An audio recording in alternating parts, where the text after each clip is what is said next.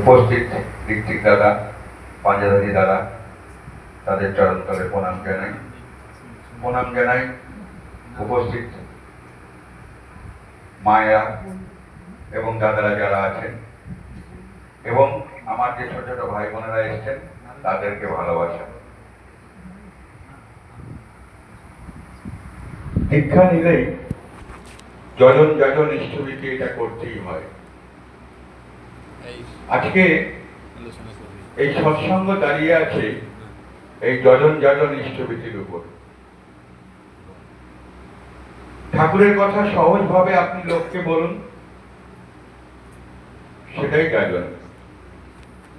এরকম অসংখ্য গুরু ভাইরা আছেন যারা এই যাজনের কাজটা করে চলেছে এবং যারা এই যাজনের কাজটা করে চলেছে বলেই আমাদের মতো যেসব বড় বড় কর্মীরা আছে তারা আমরা কোটিতে পরিণত হয়েছি। তাহলে ভূমিকাটা কাদের বেশি? এই সাধারণ যে গুরু ভাইরা আছে তারা কিন্তু মুখ বুঝে আনন্দ সহকারে এই যাজনের কাজটা করে যাচ্ছে। ইষ্টভীতি আমাকে করতেই হবে।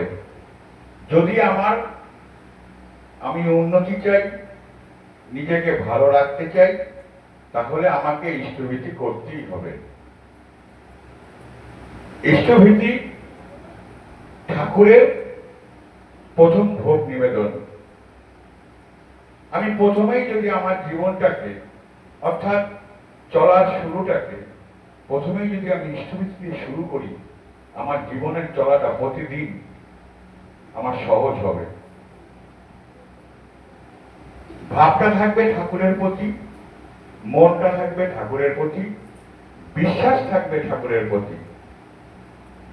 ঠাকুরের এই বিশ্বাস যে আমি ঠাকুরকে ধরেছি, ঠাকুর আমার সঙ্গে আছে, এই বিশ্বাসটা রাখতে হবে। বিশ্বাস যদি আপনার না থাকে তাহলে ঠাকুর ধরা সার্থকতা হবে না। অনেক জায়গায় আমরা ভাগবত পাঠ শুনি, তারা অনেক বড় বড় কথা বলেন, অনেক জ্ঞানের কথা, মানুষ কিভাবে চলবে সেই সব কথাও বলেন। এরকমই এক পাঠকের কথা আপনারা হয়তো শুনেছেন, হয়তো বলছে বিশ্বাস থাকলে সব হয়, পায়ে হেঁটে নদীও পার হয়ে যাওয়া যায়। ওই কোনায় ছিল এক গোয়ালিনী, মুখ্য সূক্ষ্ম মানুষ, প্রতিদিন দুধ দিয়ে বেড়ায় বলি। সে কিন্তু ওই কথাটা শুনলো। পরের দিন ঝড় বৃষ্টি, কি করে নদী পার হবে? ফট করে ওনার মনে পড়লো, কালকে তো শুনলাম ওই গোসাইজি বললেন যে বিশ্বাস থাকলে ঠাকুরের নাম করলে নদী পার হয়ে যাওয়া যায়। উনি সেইভাবে বিশ্বাসের উপর দাঁড় করিয়ে নাম করতে করতে পার হয়ে গেল। ওই ঝড় বৃষ্টির মধ্যে যে পাঠক ছিলেন তার বাড়িতে দুধ দিতে এসে, কি রে তুই এত ঝড় বৃষ্টির মধ্যে কিভাবে এলি? কেউ তো পারাপার হচ্ছে না। তখন উনি বললো, কেন আপনি যে কালকে বললেন? বলছি আমি শুনলাম, শুনে আমি ঠাকুরের নাম করতে করতে চলে আসলাম। সত্যি কথা? হ্যাঁ, চল দেখি। আবার সেই নাম করতে করতে সেই পুরীটা পার হয়ে গেল, কিন্তু যিনি পাঠক তিনি কিন্তু পার হতে পারলেন না। এই গল্পটার উদ্দেশ্যটা কি?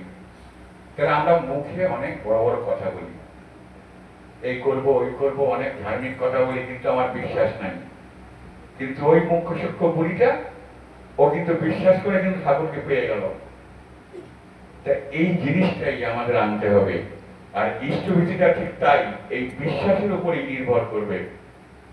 আপনারা যারা যারা, আমার ওই উজ্জ্বল ভাই বললো, যারা যারা এখন ইষ্টভীতি ছেড়ে দিয়েছেন তারা একটু বিশ্বাস করে ঠাকুরকে ধরে রাখে ইষ্টভীতিটা করুন, দেখুন আপনাদের চলার পথ অনেক সুন্দর হবে। আর যারা দীক্ষা এখন নেননি, ঠাকুরের সান্নিধ্যে আসেননি, তারা দীক্ষাটা নিয়ে নিন, তাহলে আপনাদের জীবন ভালো থাকবে।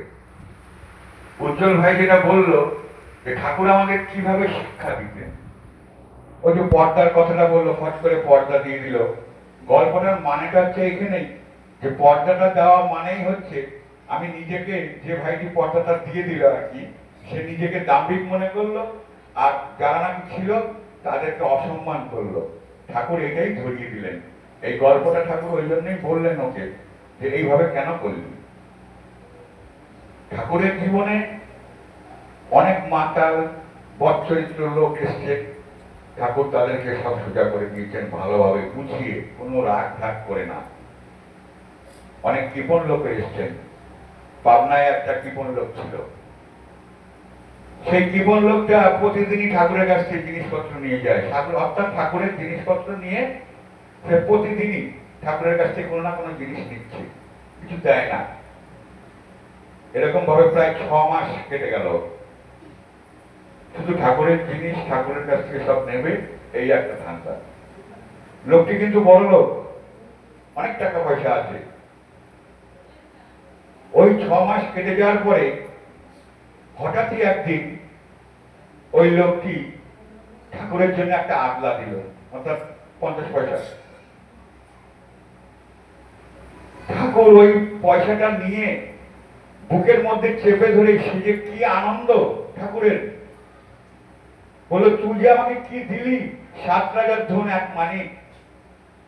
এই কি আনন্দ, কি যে উচ্ছ্বাস ঠাকুরের সেদিন। এরপরে কিছুদিন পরে, মানে লোকটি যখন নাকি কলকাতায় চলে আসলো, তখন ওই লোকটির বাড়িতে রাত্রের বেলা একটা চোর ঢুকলো।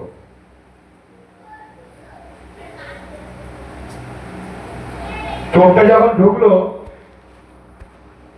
ওই লোকটির বাড়ির গিন্নি, তিনি বললো, চোরটিকে দেখে ফেললো, এই তুই ঢুকেছিস, কর্তা জানতে পারলে কিন্তু তোকে কিন্তু শেষ করে দেবে, তাড়াতাড়ি চলে যা।